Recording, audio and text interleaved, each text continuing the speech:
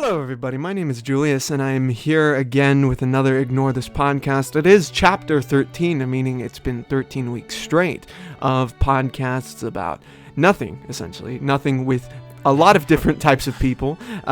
I try my best for each week to get a different guest on, to get a different perspective on things, and to show you how I communicate with different types of individuals. And I love the people I bring in. I especially love the person I have right now, because I've known this guy. Very kind of you to say. I've known this guy for a very long time. I've known my friend here, Joseph, for how long has it been, Joseph? It's been I really don't know the numbers, but I certainly I feel like it was at least by high school. And I think before early years of high school, right? So I think maybe middle school. Well, because I think we didn't meet in school. We met at met first where we were living. Yeah, I think. Here, come to the mic. Sorry. No, it's. So I think it might have been middle school, but I just can't remember what grade. You know? I don't know, man. I just know that we used to live together in the same apartment floor, complex. Almost same adjacent. Floor. Yeah, we were pretty much wing buddies. Exactly. You know what I mean? Like, you had the left wing, I had the right wing, and we knew each other passingly, I would say. Yeah. For a while. At least during middle school. Yes. Certainly. Until in middle school, we knew each other as neighbors, and then I think our families started to get more intertwined because, like, for example, your mom would offer a ride from school to home, you know, because the middle school from where we lived, it was a walk, you know what I mean? Yeah. It was a good walk. And, you know, we just started getting more involved. I know your sister and everything. I know your mom and I know your dad and everything. And I've known you for a good amount of time. It's insane. And I want to say, too, I think that during high school, I hope you don't take it the wrong way, but I feel like to much of an extent, during that time, we were more acquaintances than friends. Yeah. Like, we didn't really know each other. It still was in passing, but we were older, more mature. But it wasn't until we hit adulthood that we were like, oh, like, we click. Like, this works out. We think that's a college era, maybe. Right. Yeah. But so that's been great. But that period's been at least, you know, I feel like 4 years, at least 4 years now. Yeah. So that's been really amazing. And then you have to put COVID into that perspective. Certainly. Where that kind of inflated the time for everybody, right? Like, it put a pause on all our lives. And you don't really notice it until the aftermath, because we're still technically in a pandemic, but I'd say we're on the lighter end of the pandemic, and we're feeling the repercussions of being held up at our homes for over a year at that point. I agree with you. You know? I think that the repercussions are still going to be felt. Yeah. I had a best friend of mine who found out that she was pregnant right before COVID started. Yeah. So she's been raising a child. So being close to the family, I've been able to experience how the child's been growing up in this pandemic era. Yeah. And the ultimate dilemma is that human development, while it does stop like around 25, it's really peaking around those first, 2 to 3 years. Yeah. And not having that social development because they weren't around children near his age or even other family members, even if they weren't around the same age range. It's hard to tell what impact that's going to have until decades later when they're around our age and we're seeing how they socialize or if I want to say whether or not there were repercussions and the magnitude of those. But yeah, I don't know if this is an appropriate analogy by any means, but it's kind of like with we had back in, say, the 50s and 60s, we had commercials that promoted smoking, with cartoon characters, because no one really knew the implication of smoking back then. And now we have, cancer due to smoking, firsthand, at least, when it comes to cigarettes and tobacco. That's a good point. I never thought about, 50 years down the line, how is this pandemic going to affect us, our children, the children born during the time of COVID? Well, and I appreciate you bringing up the cigarette situation, because right now we're dealing with, it's I don't want to call it a vaping epidemic, because epidemic should be reserved for things like what we've just recently gone through. Was it something that severe where it's world changing? But certainly in this country, we can acknowledge that we have a problem with vaping. And I think one of the most key situations with that is that just very similar to smoking. Nobody was being told of any possible effects. Nobody was concerned about the long term. And it wasn't until, let's say, decades later after frequent use that we had serious studies. And then we knew what the dilemma was. But right now we have so much of our youth regularly using it. And they're met with the same thing. There's really nothing to say against it. Yeah. Whether it's worse or better in comparison, but we'll find out decades later. Yeah, the crazy thing about that is those kids you're talking about, the kids who are vaping as a part of their culture now, they're going to be treated in the future as data, That's fair. It's crazy. So similarly to those cigarette smokers, but you're absolutely right. Yeah. No, I don't know. I mean,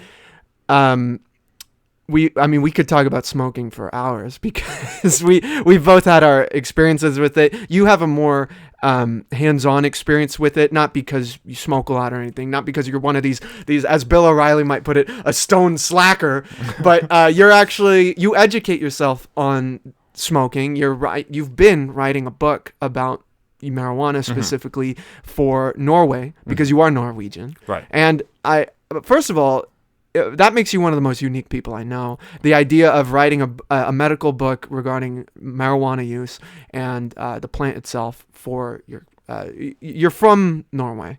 Yeah. So you're for your home country, the homeland, the motherland, right? It's very sweet of you to address it as that. I think it's a very unique opportunity to try to better their situations out there. And I know that we've discussed this much in the past, but for people who don't know, I think that one of the biggest keys about it was seeing the dilemmas with the California industry and how the country's handling it as a whole. And that in my native country with my family members, of course, regardless of where you live in the world, you deal with one or more. You may deal with one or more medical conditions throughout your life. And certainly considering that as an alternative, as we've been doing in this state since 1996, it just seems off to me that they wouldn't even consider it as an option.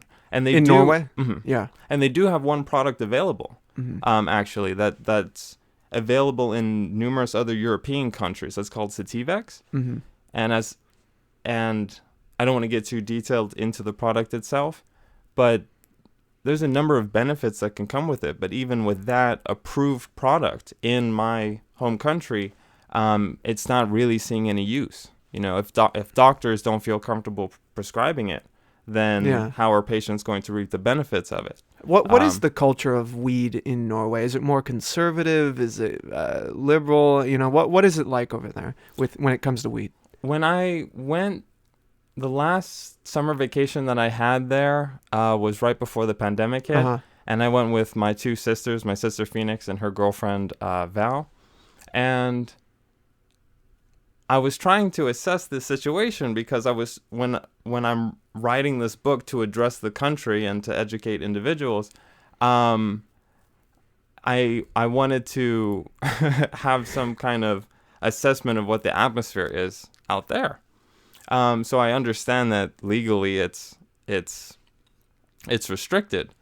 But for the people, I asked a family member of mine if it was really hard to come by, and they laughed and they said it's not really a problem. You can get your hands on it. So I've seen bud there before, but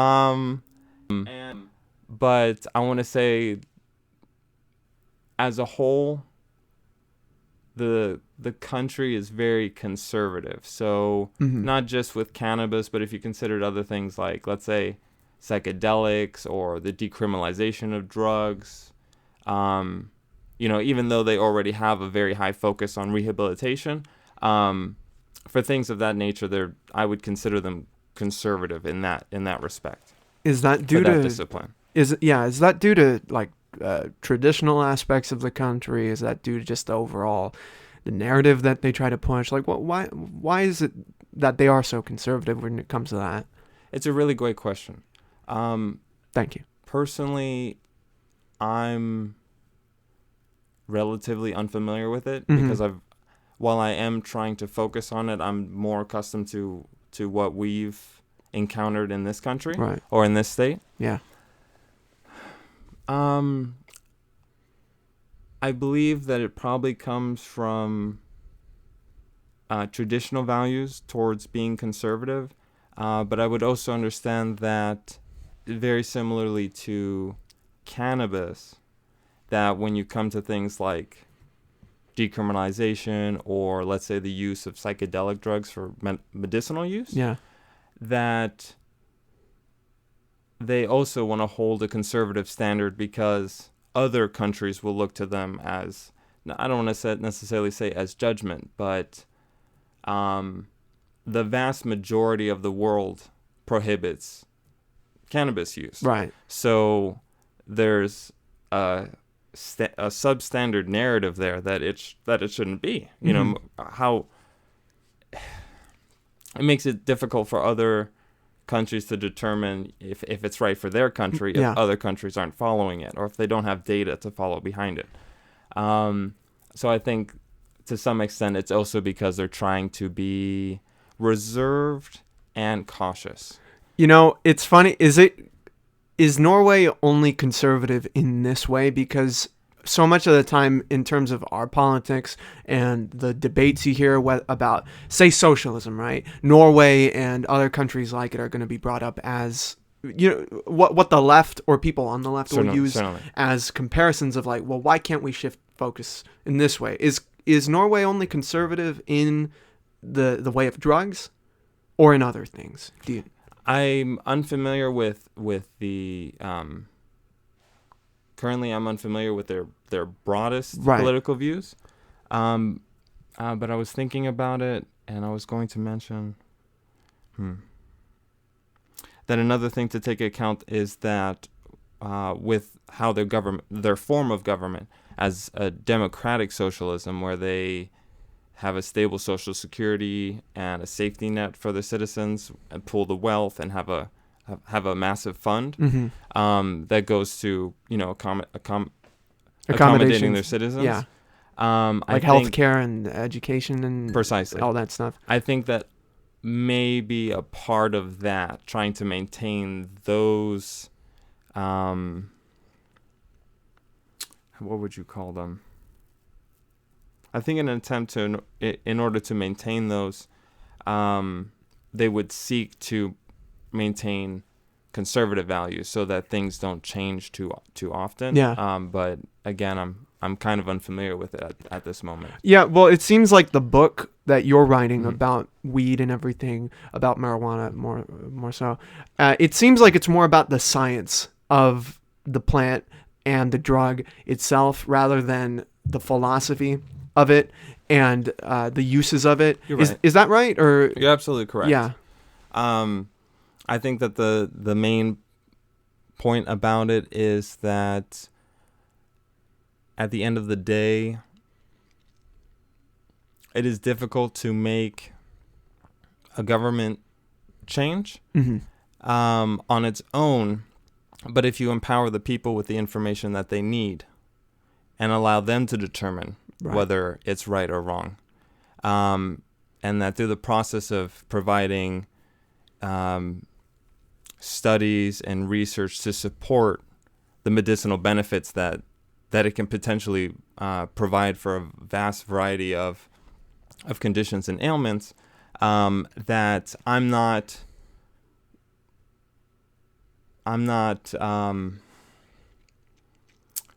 fighting from a disadvantaged position, and I'm also empowering the people to make their own decisions, which will hopefully eventually push the government to make a lasting change, or to change legalization. All you're trying to do is inform people here. Right. You know, and with that information, they can elect the people they need to make certain changes. Mhm. You know, or even to prompt the government to put a vote up. right. Because if they wanted to set it to majority vote, majority Majority vote. Wow, sorry. Then they could just put a ballot through and let the people decide if they want it or not. Mhm. Even if they haven't put ballots in the last previous years or even decades, Yeah. because they haven't looked, because there hasn't been a public approval for the drug. Possibly after that change and after some initiative, then they would be prompt to give the people a chance to voice their opinion and make that change. Well, what was it that pushed you to say, I have to write this book, I have to educate people? Is it due to some feeling of what is going on in my home is not adequate enough, or is it just I have a feeling of helping? What is it, both or either or?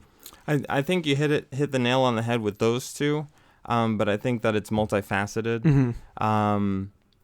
Certainly, I think that with having a grandmother who's been in the industry for 16 years, I've seen that even with the amount of effort that she's put into trying to set a concrete foundation in the California industry, which would more appropriately, you would say, try to get a legal license. At this moment, it's been unattainable for her. So it's very clear to me that even from my position, it's unlikely that I could have my own setting in this very beautiful environment. Well, what did you? I don't mean to interrupt, but what did your grandma do in the industry? Did she own a dispensary? Did she farm? She did a little bit of everything, to be quite honest. Okay. I think the first thing that she did in Pasadena, she was the first to open a cannabis dispensary, and then she started to teach others to be able to open their own. So eventually there was a collection of them, and they all worked together until the city of Pasadena went against them. And they all collected and worked against the city. I was about to say, they must have done that at a time where, especially in Pasadena, a more rich area, like, no, you're not doing that. Precisely. Here. Yeah. Precisely. And it's definitely a different situation now because, on Colorado Boulevard, I think I've seen at least 3 licensed dispensaries now. Yeah. So they've changed their tune, which is appropriate for a number of reasons, even for their own benefit through taxes. But in addition to that, she's hosted cultivation workshops where she's allowed patients to grow their own medicine in tents. She's taught cultivation classes, taught practitioners how to enter the industry and work with patients and deliver medicine. And more recently, she's attempting to create a sort of farmer's market that allows patients to work directly with cultivators to attain medicine. Oh, wow. To make it a little bit considerably more affordable than current methods, which is to go directly through dispensaries that have high taxes, even if you are a medical patient that omits the sales tax. Yeah. But that's a little bit.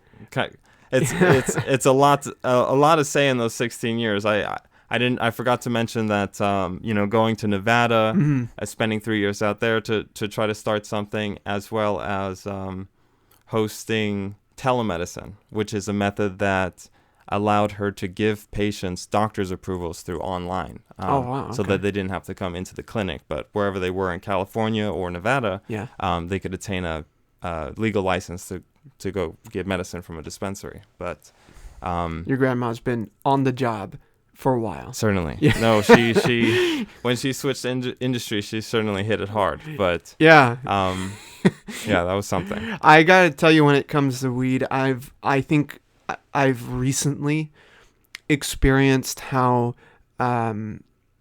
real it is. You know what I mean? How real the experiences are. And because I'd smoke every once in a while, but I don't think I was inhaling properly. I just, and then hold it in my mouth and then just, no, you gotta inhale Look, it. I don't even blame you, man. When we were living at those apartments where we met, some of the first times that it happened there in the comfort of my home, because the first time was not at home, which was a mistake. But at any rate, when I was with friends, same deal. I'm sure it maybe hit my lips and then that's it. Like, I'm seeing flame at the end, but there's nothing. I'm not getting anywhere. No. You know? Yeah, no. So. Where's the craziest places you've inhaled? You know, because I've done it in downtown, which is not a good idea. Huh. It's not a good idea to do it down there. No. Because you just get, at least for me, get stranded, and you have to download Uber, then call an Uber, and then pay for the Uber. You know what I mean? That's fair. And so, where's some of the craziest places you've done it? I can't say that it's. You know, it's a really good question, but I can't say this, man. I mean, you probably have a better tolerance than I do because you're so acclimated. Because I use it more regularly in comparison. But would you say that when you were in downtown LA, that was the craziest place that you've done it? Well, it's where I think I say craziest because I didn't have immediate transportation out of there. And felt stuck. You know what I mean? Well, that's fair. So I feel like it was, especially in the area that I was in, Little Tokyo, which has recently been deemed the most dangerous part of downtown Los Angeles. I think it was the most risky area to do that. It's that fair. hard. It's you know? fair. And but I would say the same with like with alcohol and psychedelics. You know, if you were there on that, you'd certainly be jeopardizing yourself. Yes. But I completely understand. I think that with myself and with my tolerance, as opposed to the other two that I mentioned, my ability to think or pay attention to or be aware of the things going on around me doesn't really falter. Right. So I don't feel a sense of anxiety or being disadvantaged when I'm smoking in places that are, or let's say, not necessarily smoking at a place, but being high while I'm going through a place that's, let's say, a little bit sketchy. Right. But certainly you have to always keep your guard up, but I can't really think of any place that's like really, particular. I really wish I had something to say, like I climbed up Mount Kilimanjaro. And exactly. And you got high up there. Or I was underneath an LA bridge. That would be more worrying if you were under an LA bridge. No, it's fair. I just mean it'd be like a really tricked out spot to really hidden tricked out spot to smoke, but it's never been anything crazy. It's like the most exposed place was like a public park. That's it. Right. You know, it's nothing crazy. Not even a crazy public park. Just like in like what, like the suburbs or something. Yeah, no, not yeah, exactly. It's nothing crazy. Not like yeah. Oh man. See, all those places under the bridges are filled up. Yeah, I know. You couldn't find a spot if you wanted to. I know, it pisses me off. Have you been to the 6th Street Bridge?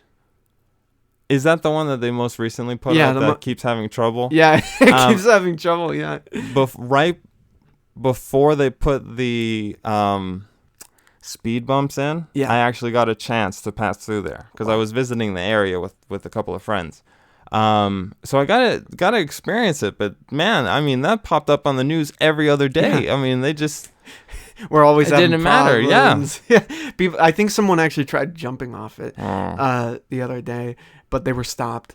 So I'm glad good. they were stopped. Yeah. But I mean, it feels much like the Pasadena Bridge that we have. Yeah. I don't think that gets nearly as much foot traffic as that one could possibly get. And no, they don't have any. Or I didn't see the same kind of rails. But no, because I think they're probably going to implement that because. For those who have not seen the new bridge, the 6th Street Bridge, we call it Dubai. It has these big rails on the sides where these look like arcs through all along. And people have been climbing up it, and it's like it must be like 100 feet 150 feet high at the top. People climb up it, do little Instagram stories, TikToks on there. There are people who launch fireworks from it, and there are people who do, like, before the bumps were put in, people would speed, do donuts. They would go crazy on it, and it's always filled with people. I've walked it a couple times at night, and it's pretty cool. Really? You walked across the bridge? Yeah. Not all the way. Oh, okay. Across, Just got a good viewpoint, checked out the scenes, and then because there's in the halfway point there's a bridge to the side that can take you underneath the bridge and to the other side. Are you serious? As a pedestrian? Yeah. You just go to the was side. A silly question because I don't know how a car would possibly get off that bridge.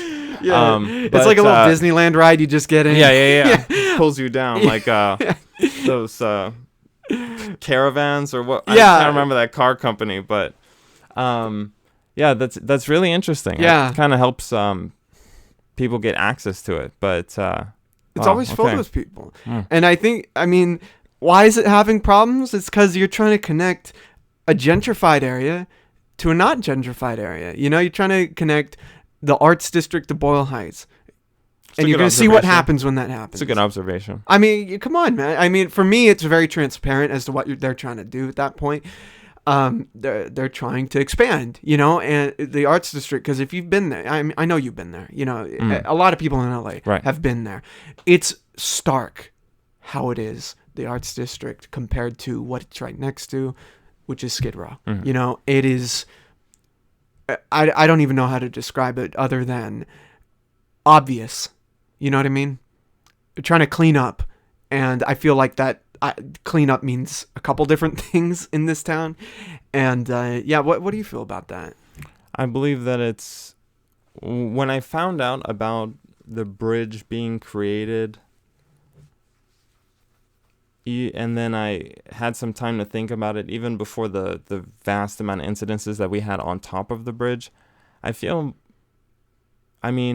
After considering everything that you mentioned right now, because you made some excellent points, I find it very similar to that situation where they tried making a connection between, I'm terrible with freeways, but it was like the 210 and the, not the 60. Yeah, I forgot when they were trying to implement a new freeway, right? And alongside the Huntington Hospital. Yes, and it would have gotten rid of a whole bunch of homes and stuff. Exactly. Yeah. To me, it seems very much so that on paper, without any consideration for demographics or, who's living, where do people transport to, what situations is this county dealing with right now? Yep.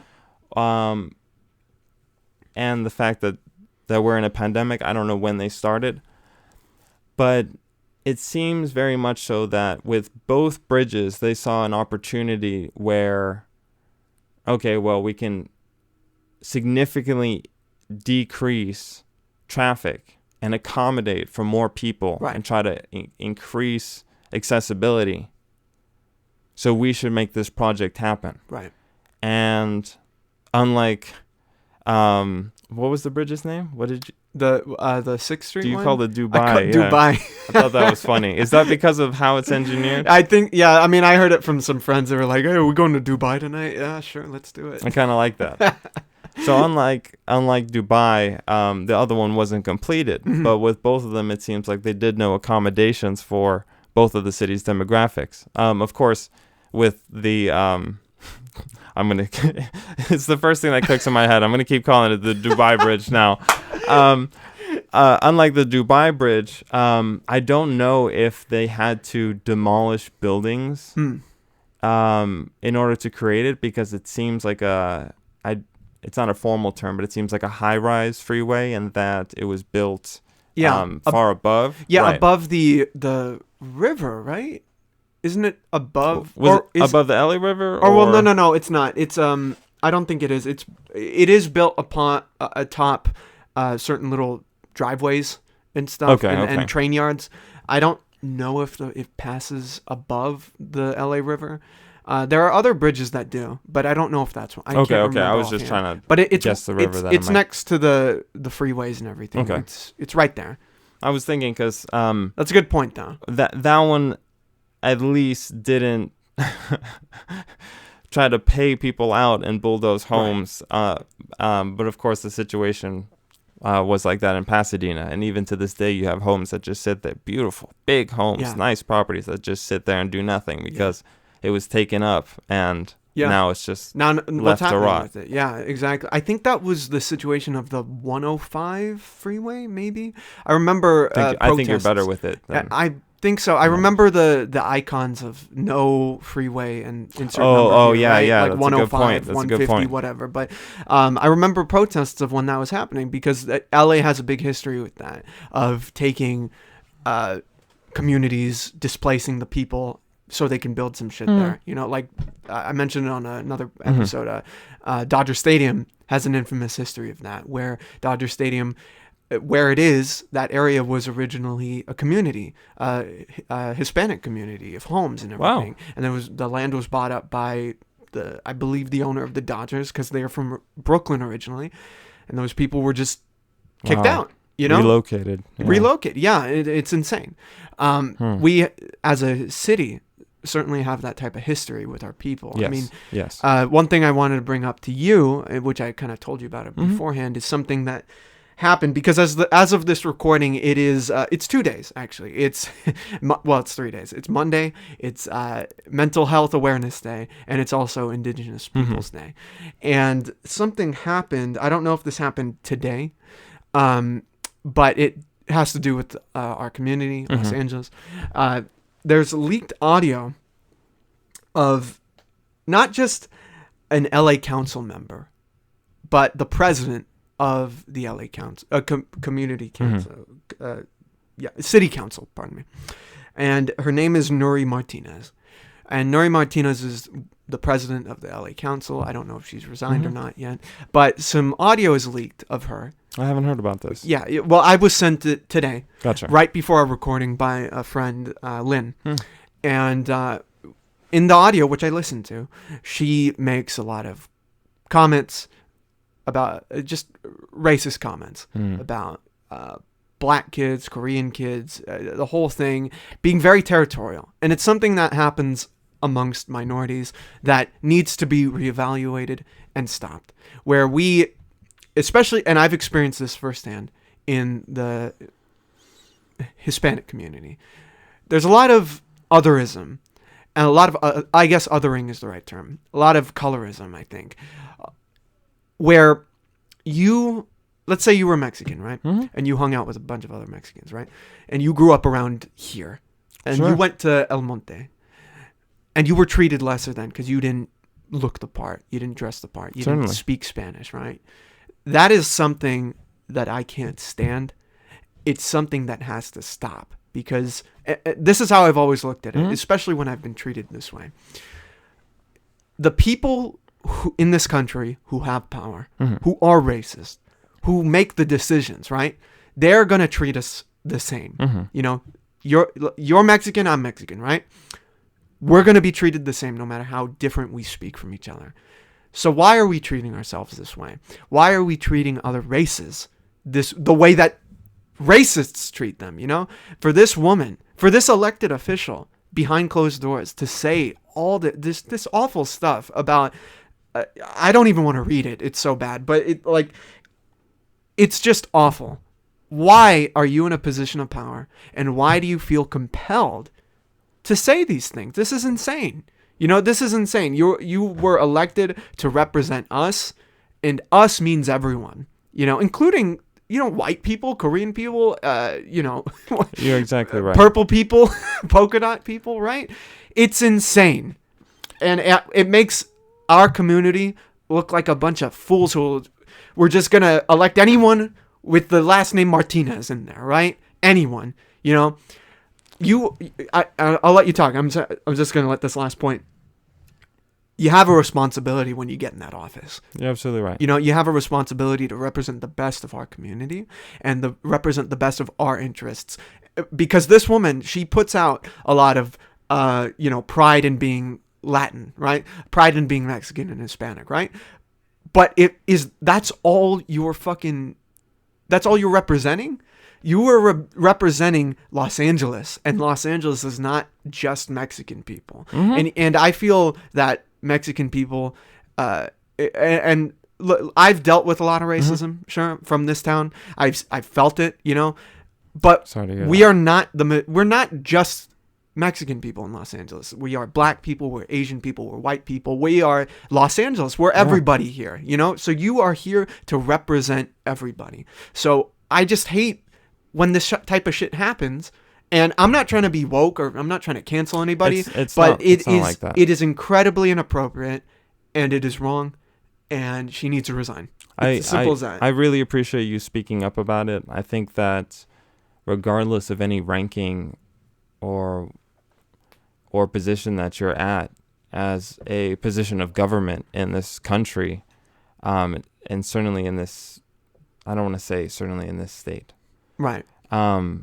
but in this country, centered around freedom and equal rights, I really can't see a situation where a public worker who knows full well how they feel internally would bother putting themselves in this position of power if they were going to lament it the whole time. Yeah. It would be like if a doctor hated having private conversations with other humans. Well, you need to speak with patients. Yeah. Okay, well, the same people that voted her in are the same people that she spoke against.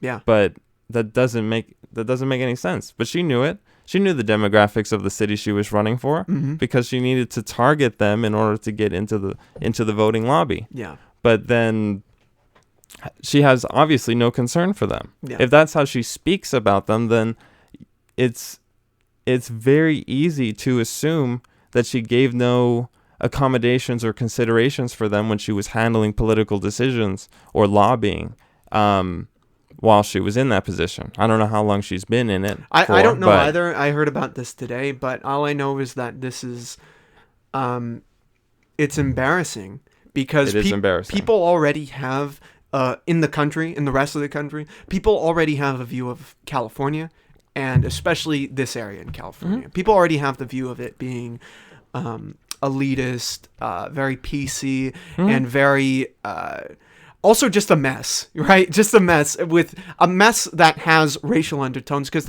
I feel like that could be said for most cities in this country, especially when it comes to displacement, like what we were talking about, right? And division and new forms of segregation, right? But for someone to say this you're on audio, we can hear you saying it. You're just confirming those criticisms, and you automatically, when you say that type of shit, you don't speak for us. Automatically, you don't. So it's just really disappointing, I believe that regardless of any political beliefs or backgrounds, as every person tries to set an example for themselves, every community tries to set an example for where they are. Right. So regardless of where they are on the political spectrum, fundamentally,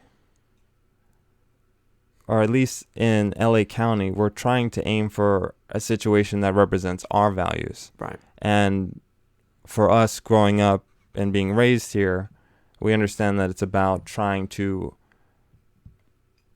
I keep saying the word accommodate, but it's trying to comprehend and assess this melting pot of different demographics that we're dealing with here. Mm-hmm. And when I say dealing with, I don't mean it in a negative way, because it's a very beautiful phenomenon that we've been exposed to.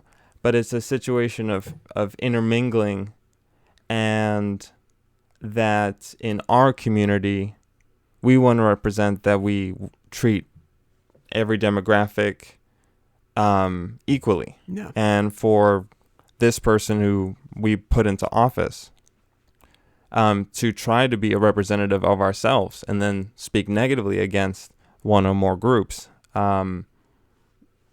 she's pretty lost. But yeah. I already have a weird, or not a weird thing. I think it's actually something that most people should have, where when it comes to politics, especially politicians, you have to put your faith in them, but at you have to hold your faith out from an arm's length. Does that make sense? Yeah. You know what I mean? You have to warily trust them. And because they probably hopefully, ideally, started this career with the best of intentions. Right? Like, someone like Bernie Sanders, it's my guy, right? Because he's consistently, throughout his career, shown that he was about what was right. Right. And even with someone like Bernie, I look at him skeptically because I have to, because this shit happens, where we have politicians and we hear all the right things, but then nothing happens. And I understand that politics and that whole world is very entangled and is much more complicated. It's a complex situation, yes, but there are problems that withhold certain progressive movements, right? I get that. But what I'm saying is that this happens. There are people who we vote in because of the way they smiled, their demeanor and everything, and not based on their record. And it's insane to me. But I agree that at the same time that you need to hold them at a distance and engage them. It's also in the same manner that you're watching for whether or not they turn out to be prejudiced or start being prejudiced. It's also if they stop working as hard that they do or stop representing the demographics or the people that put them into office. A representative is only good as how much they represent the people. So whether or not they're prejudiced or they stop working or they start having a misaligned political views, let's say, then they stop being. Then you continue to gauge it, and when it hits one of those three, then you decide that this representative is no longer necessary for us, and you vote somebody else into power. Yeah. But that's the only way the system can work properly or most effectively. But so, as it should be with her, should be removed from her position, and we'll have another opportunity to choose somebody who's looks like they'll be a good fit. But we'll see. Yeah, even with everything I said, I feel like we are entering somewhat of a new age of politics, in that there are a lot of young people going out and protesting for the things that we've complained about and wanted righted. That's right. And a lot of the people with political aspirations, whether it be local government or federal, right? Even international riots or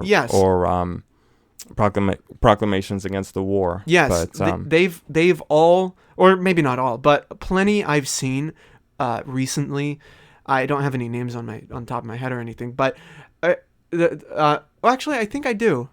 I think her name is Stacey Abrams. She's running for governor in Georgia, and she is a black woman. And she would be, if she was voted in, she would be the first black woman governor, right? And that's crazy. I was listening to an interview with her the other night on the radio, and she brings up, she's actually a great example of the new politician, right?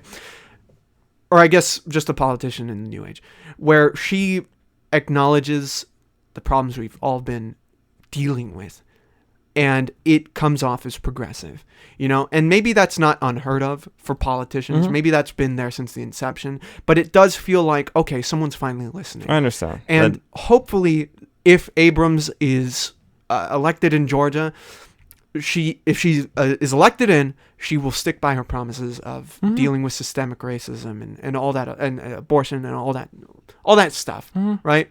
How do you feel about that? Do you agree? Do you disagree? What do you think about that? I was unfamiliar with Abrams until you brought her up, but she sounds like she's got some serious potential, and she sounds like a great candidate. I'm very unfamiliar with Georgia politics in general. Yeah, but if I'm not mistaken, I think they voted Democratic last election, which is different from the election before that.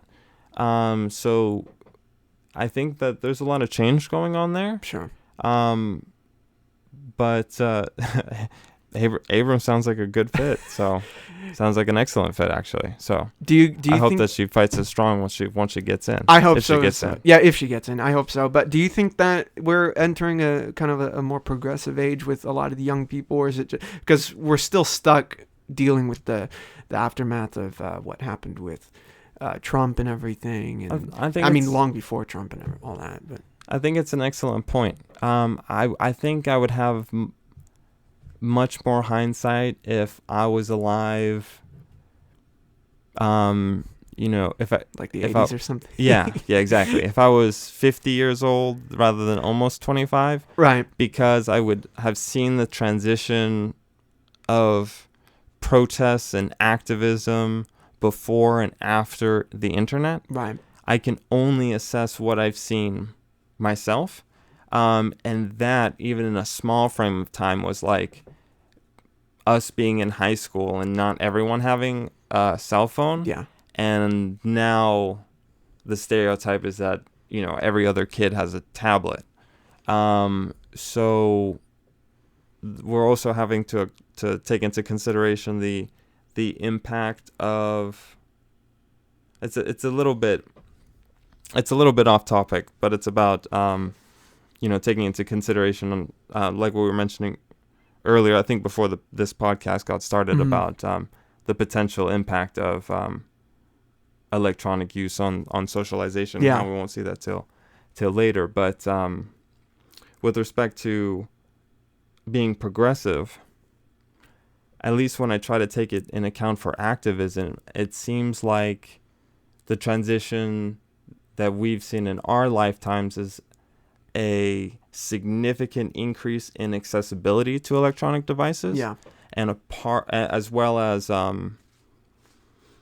subscribing to social media or other platforms that allow us to stay connected or to pass information.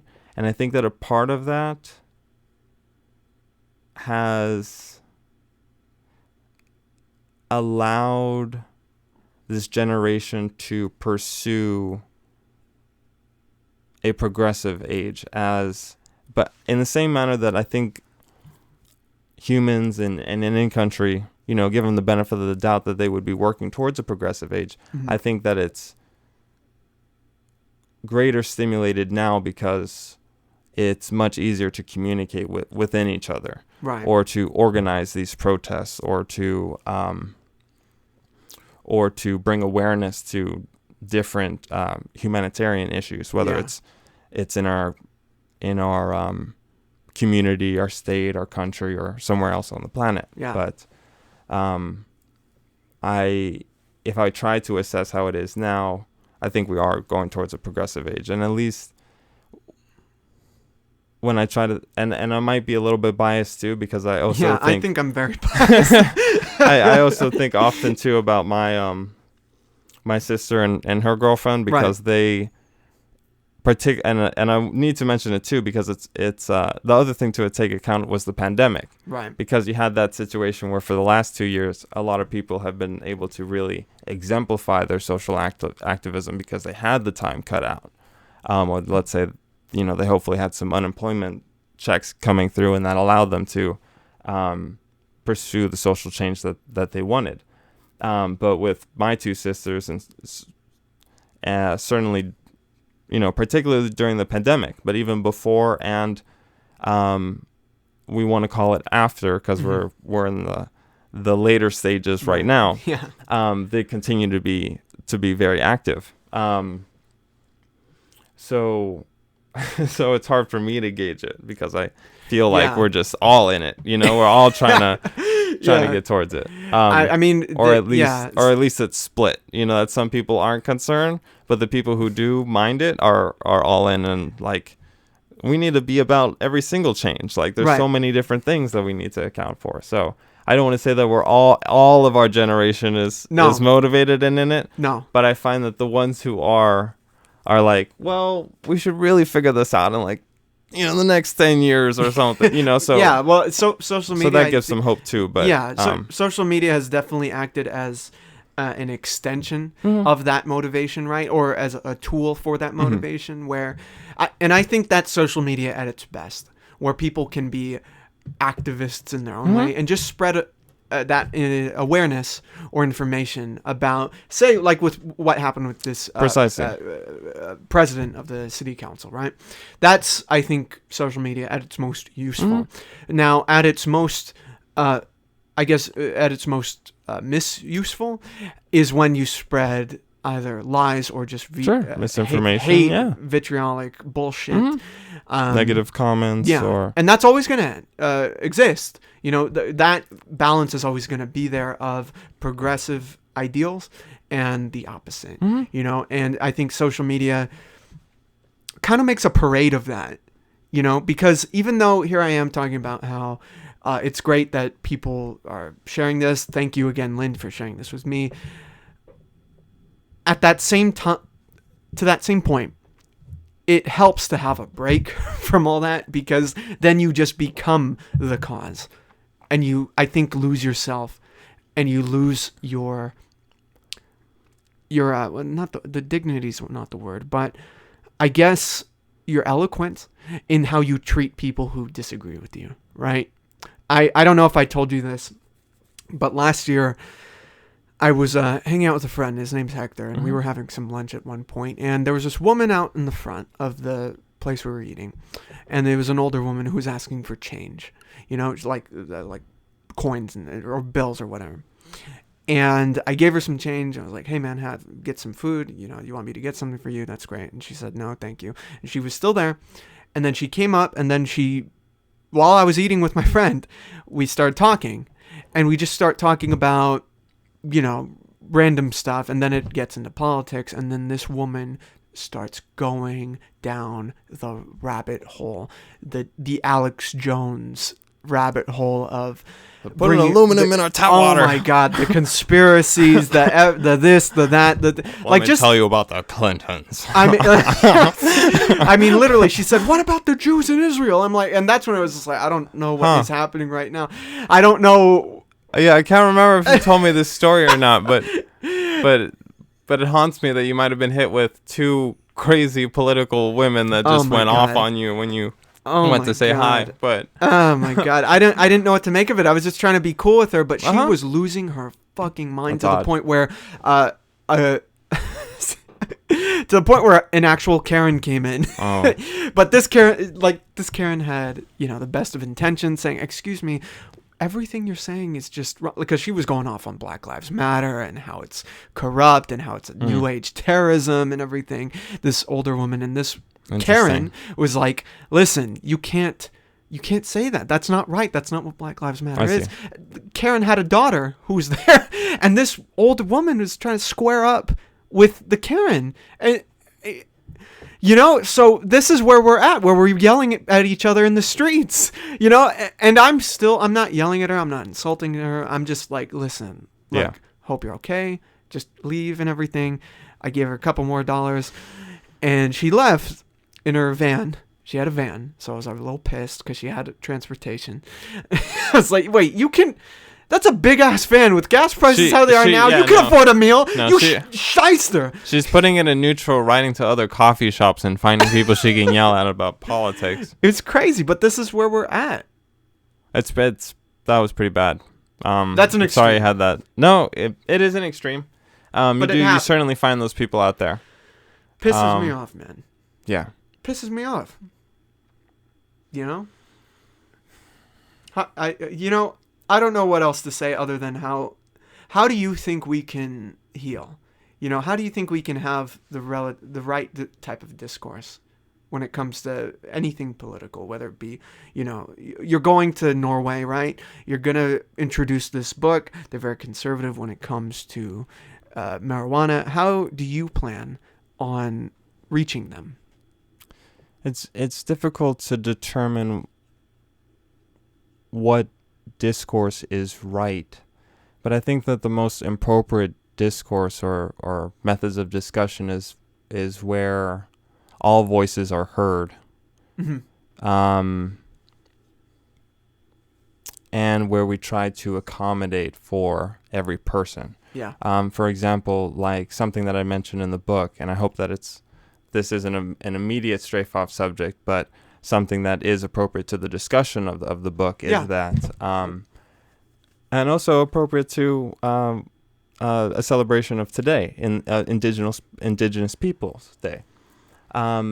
In Europe, there is a native people there known as the Sami people.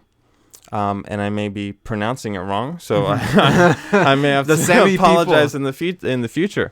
But the greatest populations of those early Europeans is in my native country, and they don't. It seems like the vast majority of them speak dialects, or let's say different versions of a Sami language, and I make it very clear that, if they are going to make lasting change, allow for legalization, educate the doctors, and put No, that's cool. And put infrastructure in place that'll allow patients to benefit from medical cannabis, then they need to also make sure that they're meeting every citizen or every human that's on that beautiful fjord. I don't know if I should say it like that, because it's not all fjord. That's just the coast and where the waters are touching. But I think that it's difficult to say. It's difficult for me to describe it. It's hard to say even. Honestly, all you have to say is, listen, hey man, just take a hit of this. Take a hit of this. It works every time. Every time I'm in downtown LA, it just works every time. 70% of the time. Yeah. It works 100% of the time. It's and then I do think another part of it too is the fact that this world's been covered in a bias, and the fact that there's a great lack of information with it. As I've been doing research for the book, I've noticed that there's a great limitation of books, even in English, that are covering it. And I only mean this in relation. But in the same manner, like, let's say how many books are out there about marine animals, you will not find anywhere close to that with cannabis books in English.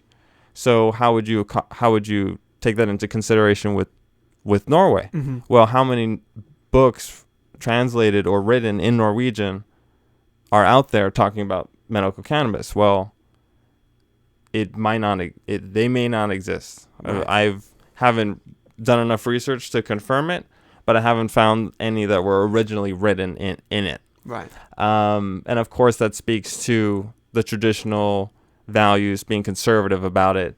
If you make it illegal, then there's not research going into it, then there's no data coming out. Yeah. So there won't be anything originally written in the language that the researchers are speaking in. And I'm not saying that they haven't done studies. Again, Sativix is available. But I just mean that if the people wanted to learn about it, all they have are articles online that Google translates for them from Google to Norwegian. Mm-hmm. And then you just have to take all of that with a grain of salt. And of course, the only people that know you need to take it with a grain of salt are people who have it on a regular basis, like, not enjoy it on a regular basis, but have access to it, like here, so that we can read the information that we see online, read what we read in books, and then match that with what we see in stores or what's available, and then make a full chart in our minds about what this beautiful plant is and what its potential is. Mm-hmm. So they're very limited on that ability, and I want to try to change that. But is Sativix a pill? Is it injection, enema? Like what? How do I? It's a great. This? No, it's a great. It's a 1-to-1 ratio of THC to CBD. So it has an equal ratio of two of the most common compounds in cannabis, and the one that you most commonly see in products. Yeah. And it's in a tincture. Like, I think it's in a spray. Oof. So you just I think it's 2 milligrams per spray, one of each. And you hold it there for like 60 seconds and swallow it. I'm literally picturing like aerosol spray that I spray in my mouth. Those exist. Oh, really? Yes. I think almost everything you could mention exists. Like patches, gum. Patches are popular. Gum is out there. Mints are common. Not common, but there's some quality mints out there. I think one of the most astounding ones that I found, I want to mention. Yeah. Is one that was a nasal spray. Oh, damn. And the reason why I thought it was unique was because if you were dealing with a situation, full disclosure, I don't have any medical training. I'm just putting a hypothesis out there. I'll have my friend Nurse Miles. Yeah. Miles RN bitches. Please speak to my attorney. But if hypothetically CBD was effective towards epilepsy, when you have a patient who's going through epilepsy, or if you have a patient who is diagnosed with epilepsy, then you would either have, let's say a long-term treatment or a short-term response. Okay. And what I mean by that is that you would do preventative measures to keep them from having a seizure. So you would take prescription medication, or you would take CBD on a regular basis, let's say, both or just one situation where what can you do if they're in the middle of a seizure? And the theory is that possibly if you were to use a nasal spray with CBD while somebody was going through a seizure, because you couldn't administer anything else, right? You can't. I went to. You can't ask them to eat it. You can't ask them to inhale anything. No. But if you were able to administer the dose in their nose, then you could again, I keep saying possibly, but it might have some potential to cut it during an episode. Okay. But that was one of the coolest products that I found. But if you name it, I can. I'd be very interested in what my friend Miles, who I just mentioned, the nurse, who's been on the podcast a couple times. I'm very curious what he would have to say, because we went to a show once, a backyard show in Boyle Heights, where it gets crazy, heavy metal, and just the pit opens up, pushes you to the sides of the yard. I'm pressed up against the gate essentially, and there's a big ass pit, and there's a guy in the middle of the pit who has a seizure in the middle of it and falls to his side, right? And Miles is there. Miles being he wasn't a nurse at that point, a registered nurse at that point, but he was preparing and ghosting, or not ghosting, but he was learning. He was in school to be a nurse, and he was there, and he was talking all night about what you do for someone during a seizure, and you just put them on their side, and you just kind of, they have to wait it out, right? So I'm very curious what he would think about this nasal option. And what you're saying is the nasal option could help ease the person having the seizure. That's the idea, right? Yeah. I've seen there was a video online with a man who had I believe it was an epileptic daughter. And I forgot how he was administering the medicine, and I don't think it was CBD alone. I think it was THC and CBD. I might be mistaken. And I forgot how he administered it to her, because I don't think it was the spray.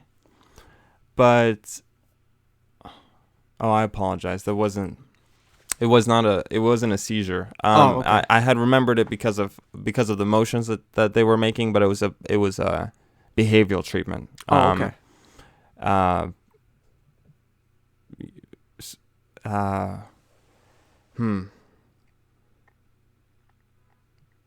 I mean, with respect to the involuntary motions, is that well, I don't think it would work in 100% of patients, because the pathophysiology of epilepsy is, I'm sure it's complex, and every individual is different, so I don't think it would work on every single person. But the theory would be that for some individuals, if CBD is an anticonvulsant, then you could administer it to somebody who's going through an episode, and then it might be able to curtail the experience. Oh, okay. And then not necessarily in the same way that it works in the body, but in a different way if you use it long term and just try to prevent it that way. Yeah. Like if you always had it in the system, then it would also be likely to stop it. But that's a really difficult disease to deal with. Yeah.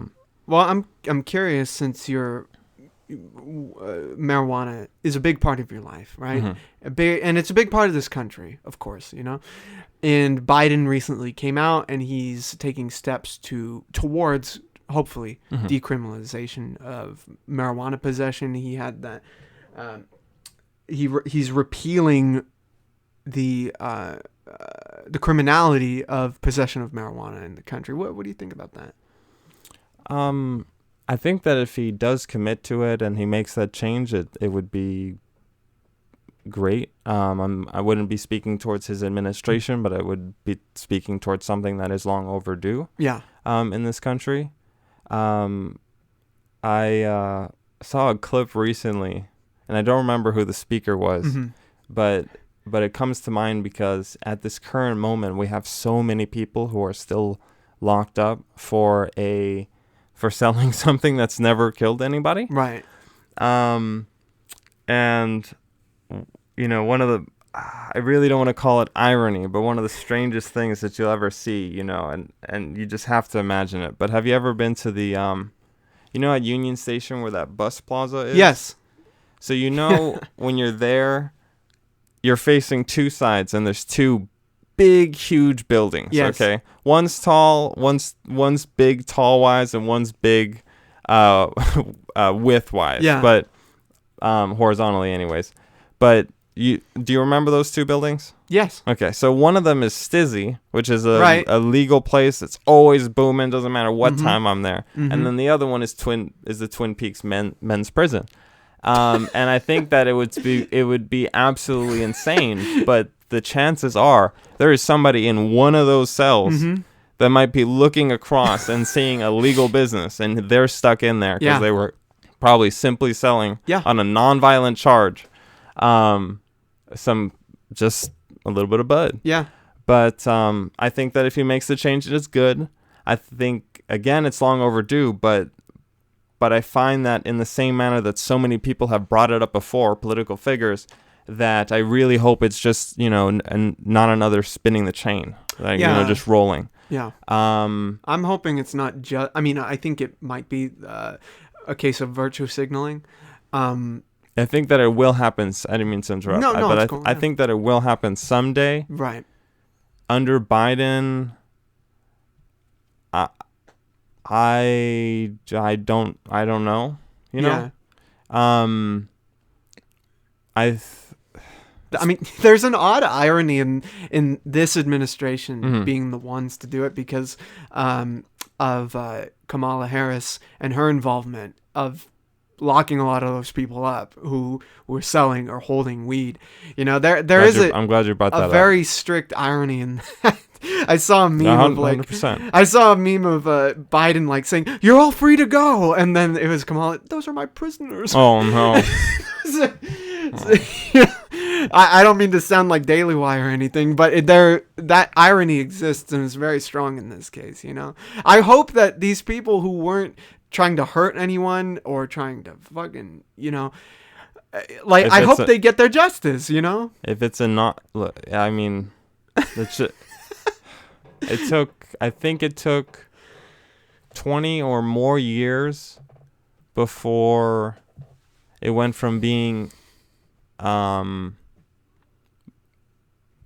think it was 20 years between when medical use was allowed in California and there was no licenses. So it was really just you trying to find methods of protection through formalizing how you're distributing. Like, I don't expect you to know the terminology or how it works, but like having a collective and saying you have only 5 patients, let's say, and this is how much I distribute to them, you had to create protections. So it's about 20-year difference between when the state made it legal for medical use and when the state started allowing people to essentially have a buyer's market and try to get legal licenses for this multi-million-dollar industry. And throughout that whole time, you've had countless individuals in this state alone who risked their life, their livelihood, their possessions, in order to, for many of them, to simply provide medicine to their patients or family members and friends. And for those who are locked up, I mean, it just seems... It's wrong. Yeah. It's wrong, man. I mean, that has been the case. I mean, everyone's been talking about that ever since people were going to prison, and hopefully Biden isn't just, because we're coming near an election season. I hope it's not just that, Me neither. I hope they don't not. just spin the chain or let the ball roll and then we got to wait for another administration or something like that. Yeah. Because when Biden did that thing about the school, what was it? The school loans? The student loan relief. I was like, oh, okay. Cool. I didn't know you could be cool like that, Joey. Like, all right, let's do. And now with this, people I know who are into the gange, they were excited and are like, man, I think I'm starting to. Like, right. Joe must have woken up or some shit. That's right. I hope he keeps up the what am I trying to say? The progress, or I guess. We have elections coming up. Yeah, we got elections coming up. Is it in February? I think. Isn't it November? I was mailed right, the fucking, what's it called? The ballot? I was mailed the ballot recently. I don't know where I put it. Shit. The only reason why I was thinking it was because and I want to correct what I said there because I thought it was February because that's when, essentially, not when confirmation happens, but that's when the switch happens. So that's why I thought February. But right, November elections. While I do want to give kudos to Biden, the ultimate dilemma for both supporters and people who are against them is that you have some concern if those student loans were some propagation towards re-election because... Yeah. And I felt the same manner with our previous president when we had an increase in our tax returns. On paper, it looks good. In my wallet, it looks real nice. Yeah. But the money that didn't go into the government, that should have been spent on other things. Yeah. Let's say on anything but defense. The Department of Defense. All that money that could have been put into education instead went into your wallet. Yeah. So you think it looks good. You want me to be reelected, but... You don't really know. Well, also the programs that Trump was taking away from, such as the EPA. Simply the EPA is that's probably the biggest example, honestly. I mean, took power from them. Environment. The environment. Yeah, what's up with that? You were paid to ignore the environment, sir. I don't know if you heard about it, but something that really irks me was that. The transition of power after the late great Queen Elizabeth passed away. Right. When the transition of power switched to Prince Charles to now King Charles, the day after it check out the big crown on Charles. Yeah, right. The day after it happened, the day after her death, and essentially he was confirmed or put into office. His very first speech. He essentially and immediately denounced climate change. And I find it very funny because the news was bringing up how he was a big proponent of it for the last... Denounce in terms of what? Like denounce like we don't have to pay attention to it. Okay, like he like essentially for the last 4 decades or since everyone's known him as Prince Charles, he has been I'm going to quote him for you too. Please. But he's been a big advocate for trying to change this, trying to make change towards increases to global climate. Right. Last year, he was at a UN meeting, and he called it a quote-unquote existential threat, climate change. And then the day after his mother passed away, he was like, it's been cool, but, like, I don't think we need to make any efforts to it anymore, so, like, that's cool. And it just doesn't make any sense to me. That doesn't make any sense. He's literally like, I thought people liked it warmer out. Yeah. Like, it's cold in Britain. It's not my right. I bought all this suntan lotion. I'ma use it.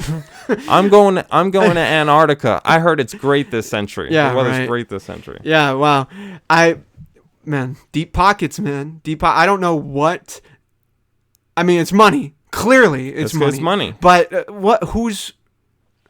I'm not the biggest into the crown or anything like that. I don't know much about it. I know they do have an element of power still, even though Parliament exists and all that. But I don't know who could be paying him to say that shit? Right. Well, I would say royalty or not, I'd probably shut my mouth the first day that I would probably keep going, but I'm gonna look this up. I would probably be really conservative. I'm not gonna say conservative because we've been talking about conservative versus liberal, and I'm not trying to talk about political. Right. So I would be really reserved with my speech the day after my mother passed away because I probably wouldn't be in clear thinking, and I don't think I don't. There's no reason really to think why he would have made that statement. My parent doesn't have her watchful eye on me anymore, so I'm going to do whatever I want. He wants another jet. Yeah, actually, it says that right here. He has a new jet. Oh, nice. With 3 extra engines on it for more gas. So the day after his speech. Oh, my God. This fool's a clown. He got his inheritance. He paid off the layaway on that. He's jumbo jet. He's not the spryest chicken, in the coop. So he's almost out of here. So he's like, what? Who gives a? I don't. What? I like swimming. I need to swim as much as I can. I talked to somebody I'm really close to about that situation, and it was like, it's kind of crazy. Like, you might not have, all due respect, you might not have, let's say, 2 decades left. So you're not concerned about how it's gonna look 2 times that distance from now in time, right, on this planet. Who cares?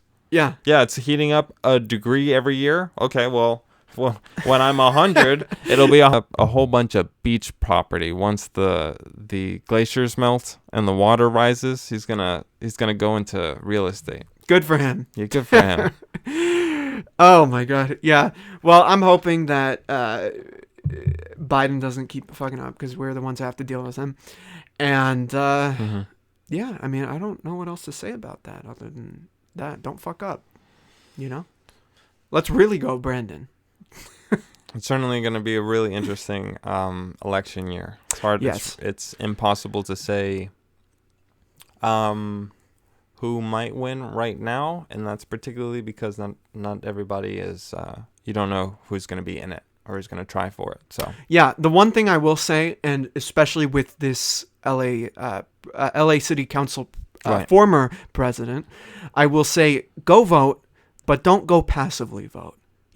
Don't just go check the boxes. Don't check a single box. Check every single box so that when you mail it in, it's void. Exactly. And your vote does not count. Right.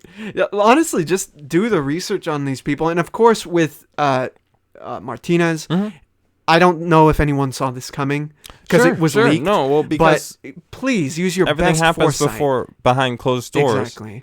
And there may be situations where they, what usually happens is an incident pops up and then they try to look into the past and find some random tweet she deleted. Yeah. But other than that, generally speaking, most people, it's behind closed doors or, and certainly sometimes people make mistakes. That's right. But it's hard. It's really hard to excuse a mistake when you're like bringing up, when you're even trying to touch on a negative sentiment about another group knowing full well where you're living, Mm-hmm. and who you're representing, and this day and age. So she really gets to reap the fruits of her. Yeah. She really gets to reap what she sowed. But that's that. That's right. Be aware. Be involved. I'm hoping these new kids coming up with their political theory, the passionate, stay passionate. For as Passionate long and as they motivated. can. Yeah. Passionate and motivated. Excuse me. Damn. This heartbreak is killing me, dude. It's awful. Giving me gas. Trying to get you. It's trying to get me. You've been poisoned. I'm sorry. You've been speaking too freely. I sat on the wrong thumbtack. Joseph, I think that's all the time we have today. As always, the conversations we have are stimulating, and I love talking to you. I love seeing you. This is something we need to do more often, because one thing we forgot to mention is that we see each other every now and then. That's true. And we try to find the time to see each other, and we just get so busy and everything. Yeah, naturally, and it's a good thing too. Yeah. Out of all of my out of all of my friends, I think that I see you the least, but I think that it's a great compliment to who you are as a human being, because I think that both of us are motivated to minimize the gaps of time that we have in our schedule, in order for pursuing goals. I find you to be very motivated, and I really respect that about you. But I want to say thank you so much for inviting me. Of course. Our conversations are always amazing, and it was really good talking to you about the subjects that we spoke on today. Yeah. But yeah, definitely want to do that Of another course. time. I find you very motivated as well once your book is finished. Appreciate that. And it will be finished. I'll have you on and we'll talk about it, because I'm very excited about I've been with you the whole time. That's absolutely right. I've That's seen absolutely this, right. conception to inception, right? So I'm going to be there when we get to presentation. Right. So I'm very excited for that, and we'll talk about it. I'll see you soon again. And I have to use the restroom. So we're going to wrap it up. Thank you, Joseph, so much for joining me. And thank you guys for listening. I had a great time. Is there anything that you want to plug? Anywhere that the people can find you? That's hilarious. Anything I want to plug, that's hilarious. I want to plug this channel. Thank you, Julius, and thank you to the audience for listening. But that's all I really have to say. Okay. All right, guys. Thank you so much for listening. Have a good one. Stay safe. And goodbye.